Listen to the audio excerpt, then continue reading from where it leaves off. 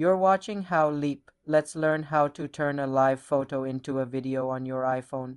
Open the Photos app and select the live photo you want to convert. Tap on the live photo to view it, then tap the Share button in the bottom left corner. In the Share sheet, scroll down the list of actions and select Save as Video. Your iPhone will immediately process the live photo and save a new video file to your camera roll.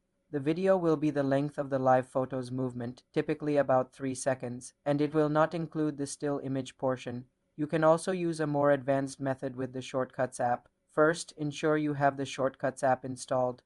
You can search for and download a shortcut called Convert Live Photos to Video. Run that shortcut, select your live photos, and it will batch convert them. Another option is to use a third-party app like Intelive from the App Store for more control over the output, like adding music or choosing a longer loop. The saved video can now be edited in the Photos app, shared on social media, or used in projects. The original live photo remains unchanged in your library. For more simple computer tutorials, subscribe to the channel.